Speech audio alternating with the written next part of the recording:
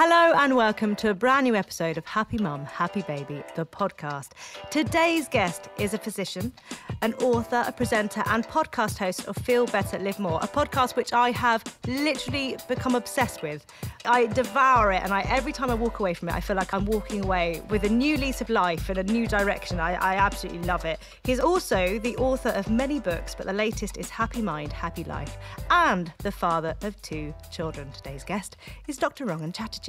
Hi. Hello, I'm very excited about coming on the show, Giovanna, and I'm delighted you love the podcast. That makes me really, really happy. I absolutely love it. And you know, because obviously with you can go through and sort of the titles of each podcast can really suck you in and you can think, oh, I'm going to go for that topic and, you know, see what they've got to say around that. It's one of those podcasts that I put on when I'm sorting stuff as well, because I think it's that thing, you know, when you want to have a conversation with someone and the best time to do it is when their mind is on something else almost, but not really, like they're physically they're doing something, but their mind is open.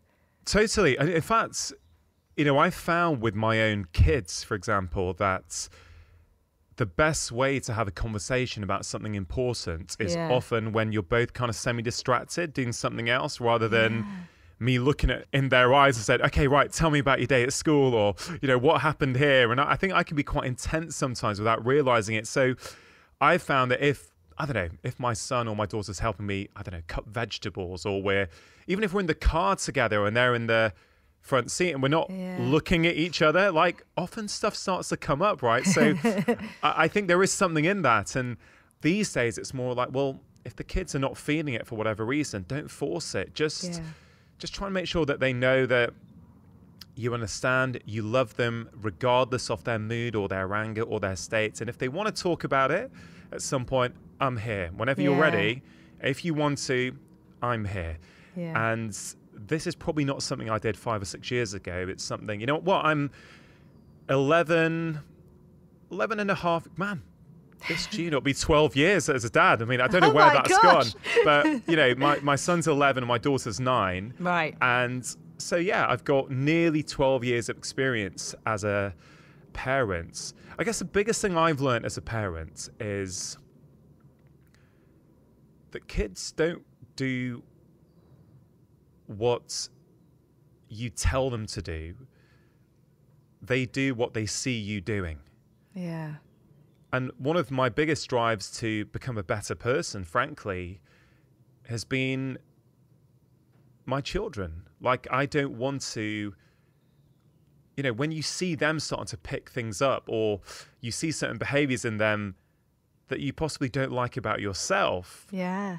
It's like, well, wait a minute. I can either tell them not to do that, but they're going to keep seeing me do that, or I can go to another room and kind of figure this stuff out and try and change it in me, and then they'll no longer absorb that. So certainly a lot of, you know, you mentioned my new book, Happy Mind, Happy Life. A lot of the learnings I've had in that to help all of us feel happier, feel calmer, have a improved sense of mental well-being, I think have been taught to me by my children, or certainly having kids has helped me like put a mirror up to myself to you know, do you know what I mean? Have you found that in your sort of experience as a parent? Absolutely. And I think I've started to look inwards when something happens and I can feel my body kind of react in a way that, and it takes you back to your own childhood and how I felt I was meant to behave or what was right, what was wrong.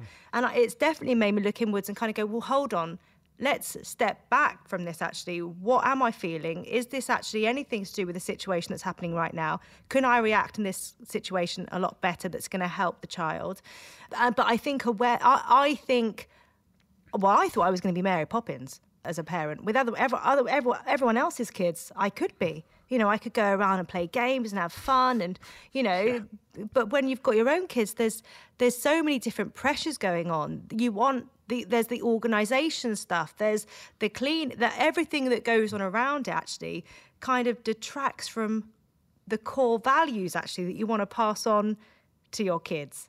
Yeah, absolutely. And I think one of the things that we often don't recognize is that, you know, modern life is tough. Like we've never really in human history tried to bring up children in nuclear families with one parent or two parents. It's always taken a village. It's taken a tribe, right? It's really funny. My wife, a lot of her family lives in Kenya, and they spent a few years as kids, her and her brother, growing up in Kenya. And she would say to me that, you know what, I remember growing up that all our uncles and aunties and grandparents were around, all our cousins were around. So sometimes at weekends, like one of the uncles or aunties would come round and say, hey, come on, we're all going to the zoo or something. And they'd all go off together. So her parents would have time and space to kind of nurture their own relationship, you know, their own passions without necessarily feeling guilty. I think that's a big problem here, is that,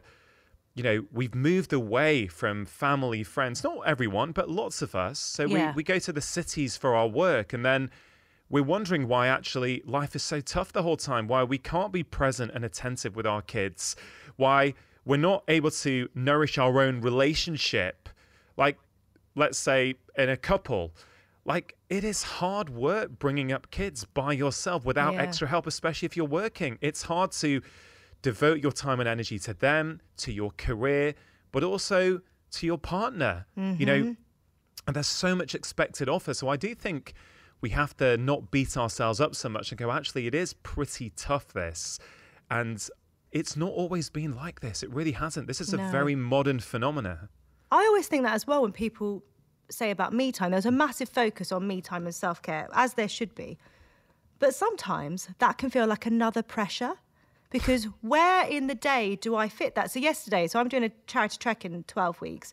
So yesterday I went for a walk, but I came back, and even though I know it's good for me, it's part of the walk, it's part of training, it's what I'm doing, there's a guilt that I have been away and taken. It's very, I don't know, the brain does strange things. And I don't know whether that's something that will disappear a little bit as the kids get older. You know, their demand on me might be a little bit less. I think it probably will. I certainly think for me, I've had that guilt for much of my parenting career, right? I feel that's something that, for me, I feel it's been, like, one of the things that's really helped me is explaining it to the kids and actually saying, hey, Daddy's going to go for a walk now. It's really important for me because I'll be working really hard, and I know that actually if I do that, I'll feel a lot calmer. I'll feel less stress, and therefore I think we're going to have a lot more fun afterwards because of that. Or whatever the reason might be. One of the things I've learned and really grown into as a parent is to have these conversations with the kids. Like, those conversations never happened to me when I was a child. I very much grew up certainly in a family, I don't know if it was cultural or generational, that, you know, kind of a little bit like kids should be seen and not heard kind of vibe, you know, where I don't think my view on things was actually, you know, really listened to and taken seriously because I'm just a kid. Yeah.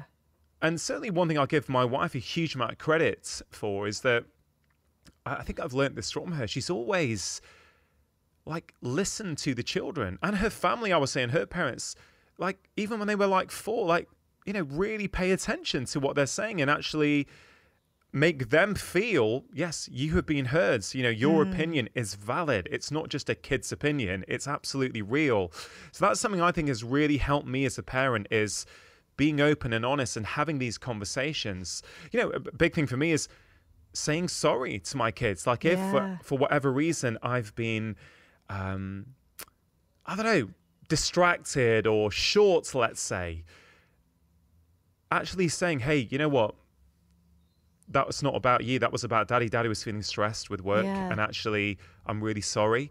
I could have said that differently. And then next time I'll try my best to. And it feels really good because I think, for me personally, as someone who I think has tried to achieve perfection in anything I've ever done my entire life, it's been very toxic, actually. It's come at a huge cost to my inner happiness and well-being. If you're not careful, you can actually put that onto the kids as well. And so I think it does several things. That I think it helps me feel better that, oh man, I don't have to be a perfect parent. Like, it's okay to be a fallible human. And actually, it feels better for me. It also, I think it's a really nice and important lesson for the kids that, oh, you know, mum and dad are actually, they can make mistakes and say sorry. You know, going back to what I said before, they don't do what they say, you know, they don't necessarily do what you tell them to do. It's what they see you doing. If they grow up in an environment that actually, oh, it's okay to not be perfect. It's okay to make mistakes and say sorry, and next time I'll try and do it differently. Well, isn't that a wonderful life skill to teach them? Yeah, but also if you had been short with another adult, you would apologise. Yeah. So, you know, it is that thing of actually we ask them to apologise all the time. You know, oh, don't hit your brother, don't do this, or, you know, share, say sorry. You know, you do that all the time. So it is that leading by example. And one small thing that my wife and I try and do, which has certainly helped our relationship, which in turn helps us be better parents. It's not, I don't think we can just look at parenting advice in terms of what do we do with our children, because how you show up to interact with your children also depends, or also hugely influences how we are as parents. Yeah. Do you know what I mean? If you show up, you can get all the best parenting advice in the world, but if you show up into that interaction with your child, you're super stressed out, you've not had any time to unwind, you're having some friction in your own relationship, well, for many of us, that's going to spill over into how we interact with our kids. So we call it the 5-minute tea ritual. And once the kids are in bed, and we have fallen out of the habit recently a little bit, but when we do fall out of the habit, we get back into it because we are quickly reminded as to why we do it. But it's basically, before we go on our devices or our own work or whatever we want to consume on YouTube or anything, for 5 minutes, and the requirement, or not the requirements, it's not like a punishment if we don't do it, but the goal is for 5 minutes, we sit there with a cup of, let's say, mint tea, and we catch up with each other. Now, it's so simple. It's just simply, you know, how was your day today? What happened? You know, the reason we need something like this is because modern life has become so distracted. You can feel like passing ships in the night. Absolutely. Right? So we have that. And it's, you know, it's not like at the end of 5 minutes that I'm like, hey, see you later. My alarm's gone off hey, my babe, phone. listen, we're done. We're done. Can I go on my YouTube? No. Sometimes the 5 minutes bleeds, it becomes 20, 30 minutes, an hour. But some days, if I'm busy or she's busy, we'll do the 5 minutes and one of us say, hey, listen, I'd love to do more, but I do have a few emails I need to get off. And so what I love about 5 minutes and why I'm a big fan of making changes really simple and easy, whether it's achievable, and whether it's behavior change, you know, movement change, whatever, it's because the 5 minutes never feels like too much. We've always got 5 minutes. And so that's the bar.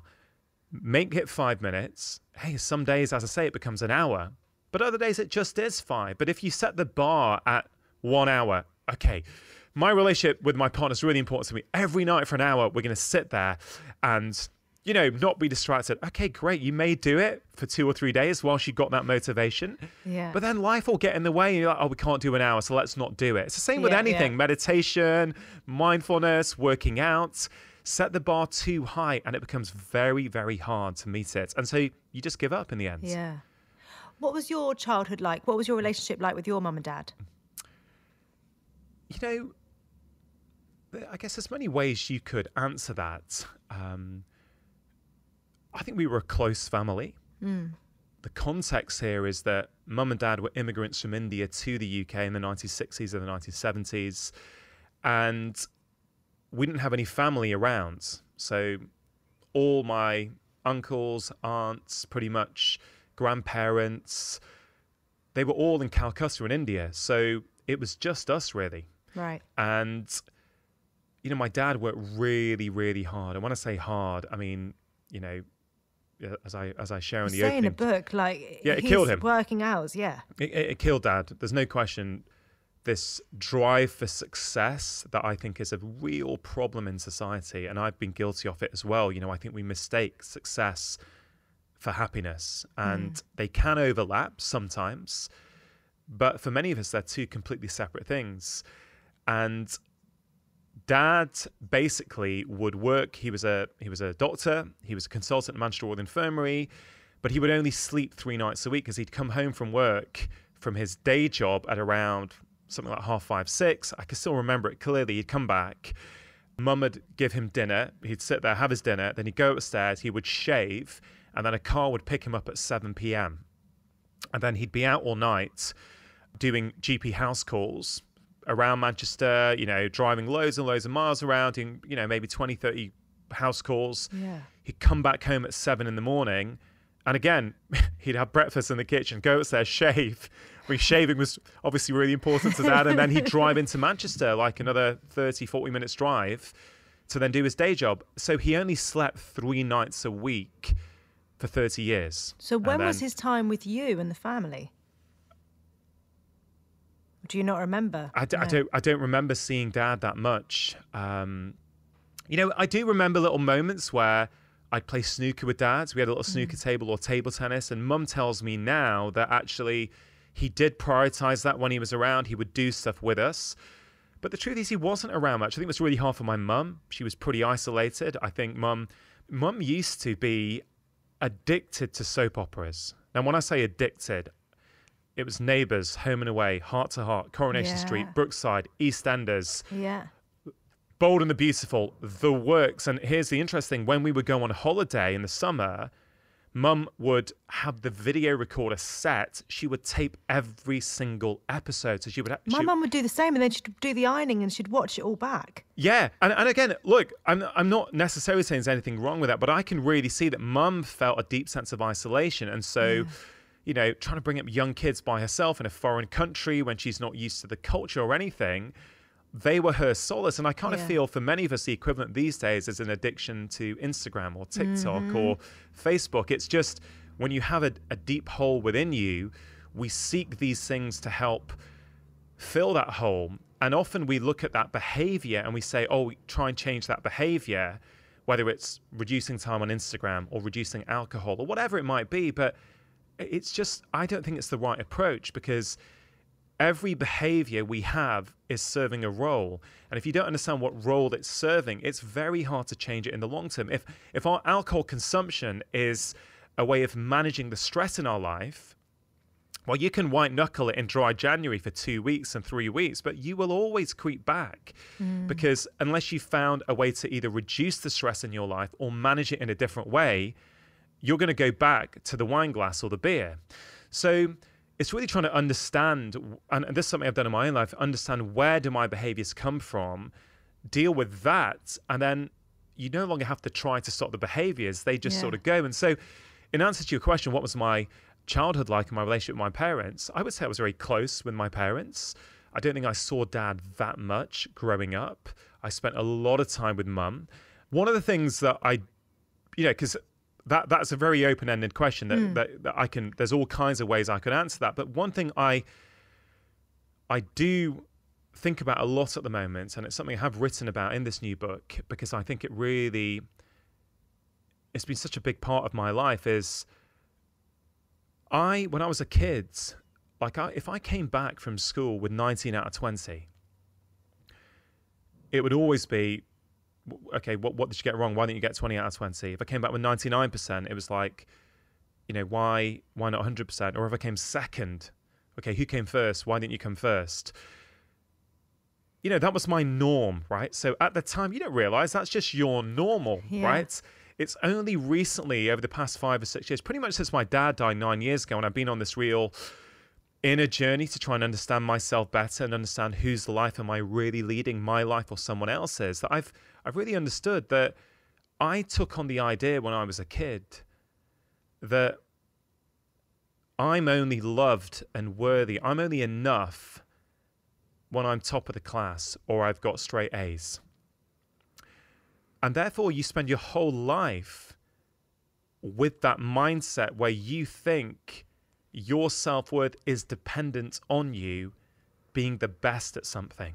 And that is a very lonely way to live. It's very toxic, because then that hole you have inside your heart, you look to fill with all kinds of things. Sugar, gambling in my 20s. I used to love gambling, right? Never to the point where you would say, oh, this is a big problem. But probably more than I should have done.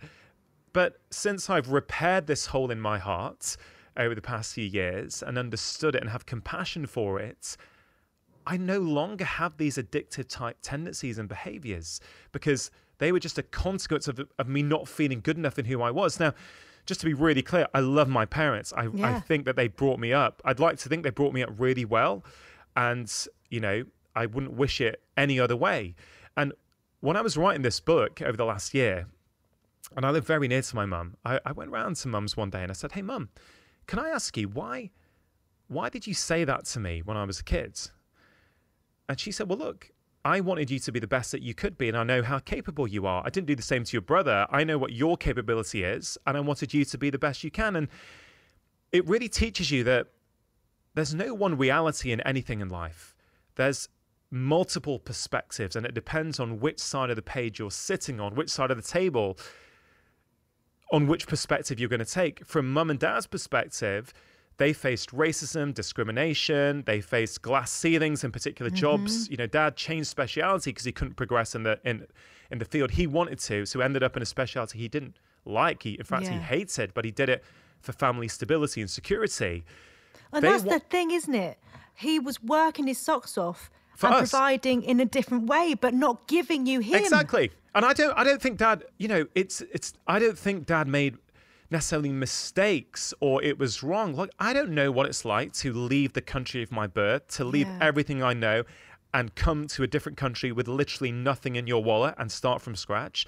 I don't know what that feels like. I don't know the pressure on creating a life for your family here and the pressure of sending money home to feed all your parents, your brothers. You know, I don't know what that feels like. So dad did what he felt he had to do. But it's so interesting, like, they came to it from love. They're like the way, and you'll see this with a lot of Asian families, actually. Certainly I can speak for Indian immigrant families because that's my background. Yeah. There's a real focus on academia because in people like my parents, in their heads, it's this simple. The way that you avoid going through the problems and the discrimination that we faced is you excel at school. Then you go to one of the best universities and you get one of these, you know, high status jobs like a doctor or a lawyer, and then you'll have no problems in life. Now, I think that's a very myopic perspective because I understand where it comes from, but I know many people, not only from my background, I know so many doctors, Giovanna, they're deeply unhappy. They went into that job because they thought they should. Oh, I'm pretty good at academia.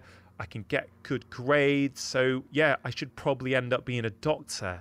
The problem is it's a slog. It's a hard job. It takes a lot from you. So I know many, and I'm not going to say, I've got a few friends who, you know, in their 30s and their 40s, medicine's not for them, but they feel trapped. Like, that's the bed that they made. They've got the mortgage. They've got the payments on a car or whatever. Like, and they feel trapped. And so to compensate, what do? They drink to excess on a Friday and a Saturday night to help them numb the discomfort that they feel because their life isn't panning out the way that they really want it to be. Do you know what I mean? So I don't know how we got there from you asking me about my childhood, but ultimately I love my parents. I think they brought me up really well. I think they did the best that they could. But I've also learned that there are certain things that I adopted that whilst on the outside, on the outside, it looks as though, you know, I have met whatever society's definition of success is. I think a lot of people would say, Rangan, you've nailed it, right? You've got 4 international best-selling books. You have, you know, a huge podcast that, you know, over 1 million people listen to and watch each week. You know, you've got a good job. It all looks great. But for much of my life, and even at the start of my public-facing career, it came at a huge cost. You know, it didn't. It's almost as if I had to go through that and get it. Yeah. To realize, oh, this is not happiness. This doesn't make you feel good. All you do, you just raise the bar each time. So now you have to achieve this to feel good. And it's like, this is the first book launch I'm going into. Totally relaxed. Like, I've really detached myself from the outcome now.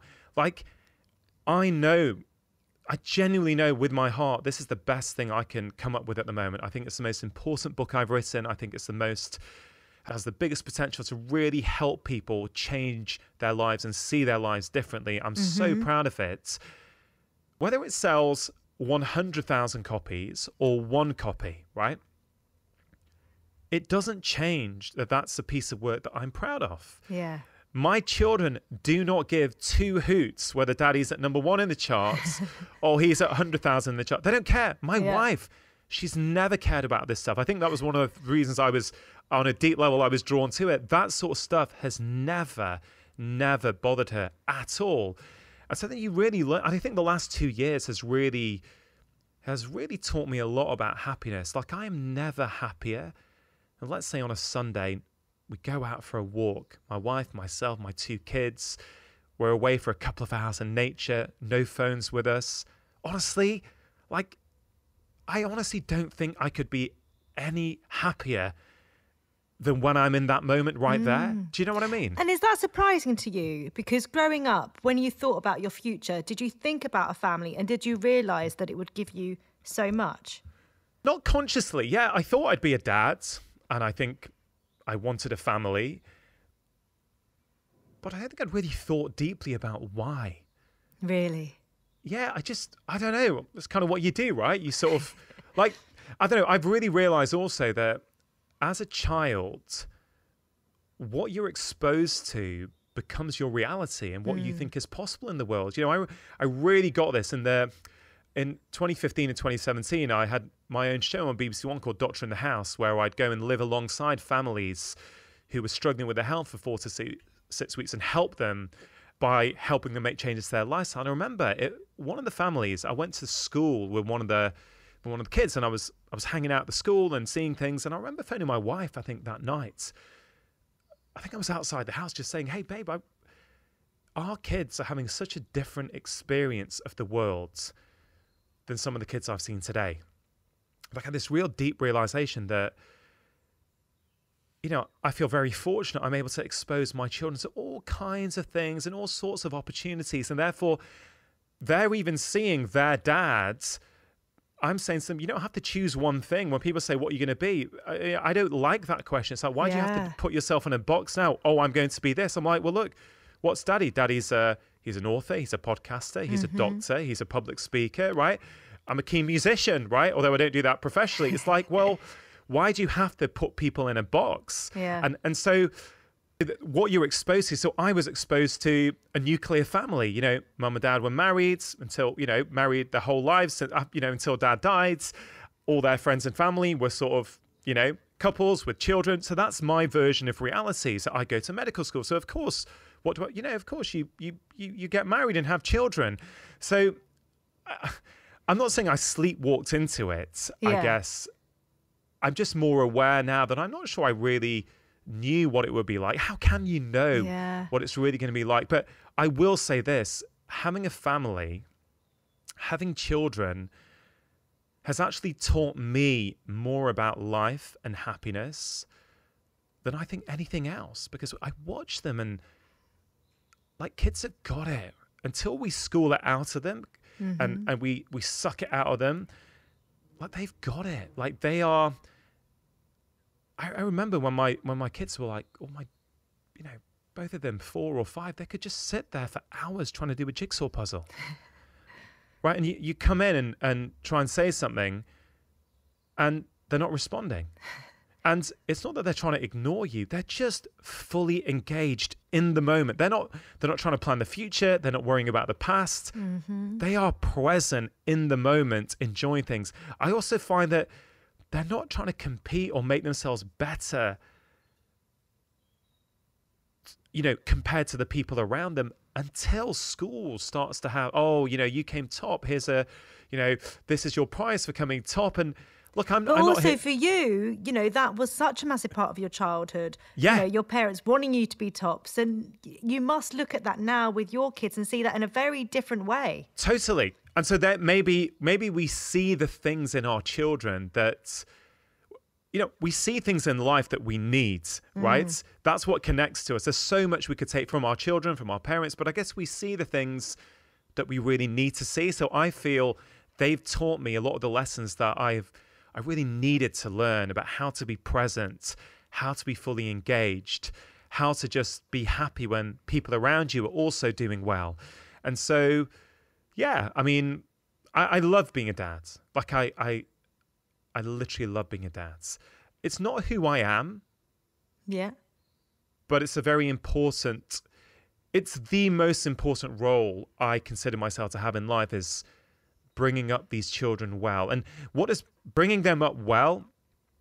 I spend a lot of time thinking.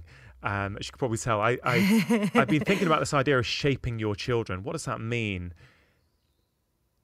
And I think there's something potentially problematic about even that phrase, shaping your children. Why should we shape them? Like, one thing I'm really conscious of as a dad these days is, how can I be there for them? How can I help them when they need help? How can they teach them skills, but without trying to imprint my view of the world on them? I think for much of my life as a dad, or certainly in the early days, I probably did try and, oh no, it's like this. No, this is how you should see this. And now I very much take a much more, I want them to express who they are. How can I possibly know what's right for them? Like, this has been a big realization for me. I don't know what's right for them. I feel I can teach them things. I feel I can teach them important values, the values that the things that I really want to, not even impress upon them, but showcase them is compassion, curiosity. How you treat someone else is one of the most important things to me. Treating every person you meet and interact with real compassion. If someone's got your reality is your reality. Everyone's got a different reality. The phrase that has probably had the biggest impact on my life over the past years in terms of my happiness and how content and calm I genuinely feel these days is, if you were that other person, you'd be doing exactly the same thing. And when you really think about that phrase, what I'm trying to say is, if you were that other person with their childhoods, with their upbringing, with their parents, with the bullying they may have experienced at school, with the toxic boss that they had when they were 18, you would probably have the same view of the world as they do, and therefore you would make the same decision as them. And what it does to me is, if I'm ever finding myself getting annoyed by someone else's behavior, I think, or you get into that place where you look down on it. It's like, well, hold on, Rangan, if you were that person, you'd probably be doing the same thing. And it really helps me. It really helps me. And it's something I really want. That's a lesson I feel that I'm helping my children learn. And I just think it helps create compassionate children. And if we all create compassionate children, well, imagine the world in 10 years or 15 years. What a kind, compassionate world it's going to be for all of us. My new thing that I'm sort of living by is listen harder. Yeah. And I put that in everything, whether that's listening to the kids, listening to other people. There's all, I think you take so much when you really listen to people. Yeah. Listening's a skill, though. Listening is a skill. And I think it's one of the most important skills. Like, are we listening with a view to respond, or are we really listening? I thought about this in the context of a doctor-patient relationship. Connect first, educate second. Then I thought, well, what is a doctor-patient relationship? It's a relationship. The same values and principles apply with my wife. Like, if she doesn't feel I've heard her, but I'm just trying to solve her problem, it doesn't go so well, In fact, one thing I've learnt as a father, but I guess as a husband, and I'm not saying this is necessarily a male-female thing. I think it possibly is for some people, but often when she shares something with me, she doesn't want a solution from me. No.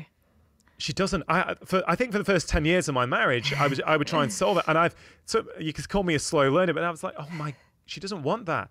She just wants me to sit and listen and know that I've heard.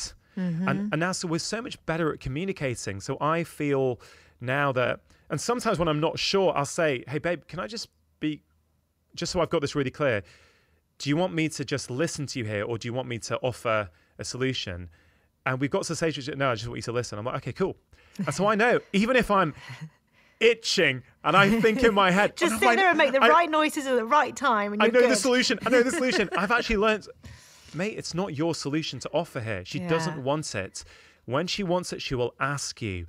And it's been a real development for me, a real learning. I think it's very much improved my communication with my wife. You know, I think we've always had a pretty good marriage. I think it's as we learn to communicate better. But children also changes that, and you both had very hectic careers before having kids, and that's all changed as well, because your wife is now working with you on the podcast and the books and everything, and she's no longer a barrister. But they're both very massive careers, really demanding careers, and there's a massive shift, and then there's two little humans in the house that require something else of you. So it's got to have changed so much over the years. Yeah, it really has. And you know, working together definitely has challenges for sure. You know, and it's something we're really thinking about. How can we start to change that a little bit? Because if your whole life is around parenting and you're always talking about work and cuts or edits on the new podcast and when it's going out and all this stuff, it's actually, some days are manic and things don't go the way that I planned. But I've realized that that's kind of superficial. That's fine. But underneath it all, that Rangan feels pretty good these days. I don't feel I've got that big void that I've had for much of my life. And what do you think that shift has been? Has it been reflecting on your childhood and your upbringing and those pressures and kind of letting go of things? Has it been understanding your dad and your upbringing? You know, what do you think has led you to be the way that you are now? It's a combination of all those factors. I can't say it's just this one thing. I did that one thing and then suddenly life was wonderful afterwards. No, it's been hard work, right? The key moment was Dad died in 2013. In fact, as we have this conversation, it's almost 9 years to the day. And that was, like for many people, a huge moment in my life. The first time one of my parents had died. That's a big loss, I'm sure, for most people. But I had moved back from uni in Edinburgh and working in Edinburgh after I qualified. I'd moved back to the northwest of England to help my mum and my brother be a carer for about 15 years. So my life revolved around Dad's illness. I would see Dad at least 3 times a day. It was manic, trying to be a GP, trying to nurture my marriage and also be a carer for Dad. So when Dad died, I suddenly had this big hole. Yes, emotionally, spiritually, but also like physically in my day-to-day life. I suddenly had all this time. And in that time, I'd just go for walks and I'd just think and I'd reflect. And I started to ask myself at that point these big existential questions like, who am I? You know, whose life am I leading? What's the point of life? All this kind of stuff, right? I needed that big, juggernaut of an experience, my dad dying, for me to start asking myself those questions. And as I did, it ended up in me shifting the direction of my career.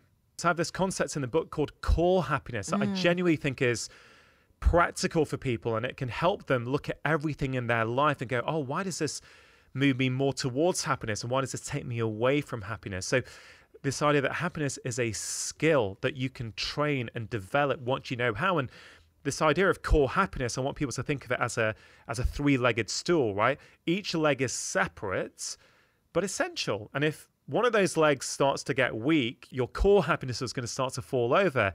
And the 3 legs are alignment, contentment, and control, right? So alignment is when the person who you really are inside and the person who you are actually being out there in the world are one and the same. So it's basically when your values, if people know what their values are, and their actions are one and the same, right? So for much of my life, they weren't. But more and more now, I'm becoming more and more aligned. So that's one leg of the stool. Contentment is, what are the things in life that give you that sense of peace and calm with what you're doing, right? That's contentment. And the third leg is control. It's not about controlling the world. The world is inherently uncontrollable. If we think that actually life will only be good when the world around me is a certain way or the people around me act in a certain way. Like, this was a big realization for me. I realized that, hey, listen, mate, if you think that you're going to be happy when your friends and your colleagues and the people around you start behaving a certain way, you're going to be waiting a long time. Well, and also it's that thing that we can definitely relate that to parenthood. Oh, you know, yeah. Children are so unpredictable. You know, you can put so much pressure on yourself to create the best day ever where you're all going to go out and have the most fun. And actually, you go out, everyone's having meltdowns. Yeah. No one, nothing's going including as the you parents. plan. Exactly. Everyone's crying. But the days and the moments, or it's the moments really that happen that are organic, that there's no pressure. It just comes out of nothing. That's where happiness lies. Yeah, it's not in the controlled, created fun. Exactly. And when I use the word control, and I thought long and hard, should I use the word control? And the reason I did is not about controlling things. It's about a sense of control, right? So what can you do in your life that gives you a sense of control, that things are okay? And it could be something little like, for a busy mum who doesn't feel they have time for themselves, it could be, well, if you have a morning cuppa, could you go into a different room with that cup of tea and just sit there with your journal for 5 minutes and just write a few things down, right? Even if the kids are kind of screaming in the background and trying to beat each other up while they're getting changed for school, right? And there's one patient I'm thinking of in particular who that really worked with. Yeah. She's like, I can't do this, I can't do that, I can't do a morning routine, I don't have time for this. I said, okay, what do you like doing? So, well, what do you do in the morning? Well, first thing I do, doesn't matter what's going on, it's I make a cup of tea. I said, okay, so what do you do while you're having it? Well, the kids are doing whatever they're doing, but I'll probably catch them on Instagram. I said, okay, cool. So you've got a few minutes then to do that. And I said, well, what if you did something that wasn't consuming from the world, which then starts to impact your state and what you think? What if you did something that allowed you to get some of your anxieties and worries out of your mind and onto paper? And she said, does it work? I said, yeah, it absolutely works. And so she literally, every morning, she'd have a cup of tea. She'd literally go into her living room and just sit there with a journal and write down anything on her mind. And her anxiety went right down. Really? And it led to all other what I call ripple effect positive changes in her life. So she didn't have to overhaul her life at all. I just needed to help her find what's the right thing for you. And what that does is it gave her a sense of control. That, no matter what's going on around me, whether it's toxic things on the news, whether it's people being mean to me on social media, whether it's my kids having a meltdown, you can't control that. That's always going to happen. But if you can do a few little things each day that ground you and connect you and give you that sense of control over your life, you will show up in a much better way in all those interactions around you. So that's something I do in my own life very much. I have a few things that it's really important to me that I try and do each day, because when I do them, I'm just like, I'm a better human, I'm a better husband, I'm a better father. And when I don't do them, I find I'm much more reactive in all of my relationships. Self-awareness is a huge part of it as well, though, isn't it? It's being aware of when you feel like that, when you feel, well, when you know that you're not being the best version of you. Yeah. You are actively unhappy, actually. I know I can have a day where I'm just like, wow, everything is just, I don't think I've smiled today at all. And that's just feeding off on everything. And I think actually awareness and then being able to have those little moments that can change that is so powerful. Yeah, and you just nailed a point there, right? You asked me what was a big change for me. I would say it was awareness, right? Talking about parenting, my son and I used to go and do the park run a lot. And we do again, but the lockdowns really just threw that all out the window, basically. We hardly did it. I couldn't really get him out running at all. The park run was what he liked doing. And so we really stopped for about a year. And I remember, I don't think we missed one now for about 3 months. It's like how we start off each weekend on a Saturday. Daddy and my son, we head down and we spend a bit of time together. We do the run together. And I remember the first time, maybe this was October, something like that last year. He was a bit sluggish in the morning. He wasn't kind of feeling it. So, And I remember saying to my wife was in bed, she was just sort of stirring. So I thought, yeah, I think I can have a conversation with her. She's not properly asleep. I said, hey, babe, I don't want to force him, but he goes, no, you should definitely take him. He always feels better. And I just needed that reassurance. So I gently persuaded him to come with me. He did the run and he had this big smile on his face. He had a smile during it. He had a smile afterwards. So I made sure that I took a few moments afterwards to say, hey, darling, listen, how do you feel right now?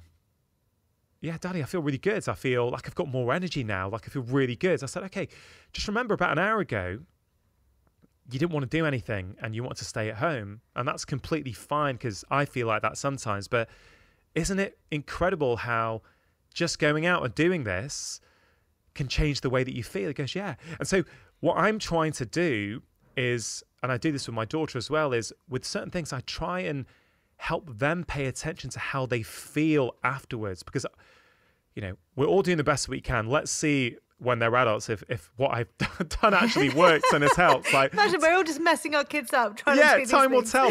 But what I hope I'm doing is I'm going, oh, I hope that when he's like 16 or 17 or I don't know 21 and living his life, that he's like, oh yeah, I remember, I feel sluggish now, but I know, I've learned that when I go and move my body, I feel better afterwards. So that's certainly my hope, is that I'm teaching them important life skills that I don't think I learned. I don't think my parents taught me those skills. They taught me lots of really important skills for sure. But I guess I'm prioritizing some of the things that I feel I missed out on. Like I'm so cautious with my kids not to make them feel like I ended up feeling, that they're only worthy when they get a certain grade. Yeah. So I probably go the other way.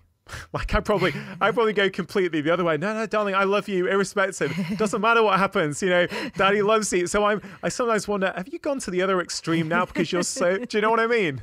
Yeah. But it's also lovely that you're able to do those things together, like a park run, and taking that time to do something that not only they enjoy, but you enjoy. I think it's really important. And I'm trying to figure out what is that thing that I could do with my daughter as well, because it's probably been easier with my son, because like he likes a lot of the same things that I like. Like he also likes playing snooker. We've got a little snooker table at home. I played with my dad. I love the game. So I have to be very conscious that, okay, Rangan, this is great, but I do think about it a lot. I think, okay, what's the thing that you can do with your daughter to give her the same amount of time and attention? And do you know what I mean? It's something I do think about a lot. Yeah. And maybe I used to make myself feel quite bad about and guilty. I don't really do that as much anymore, if at all. It's more about, okay, you're aware of it. Mm-hmm.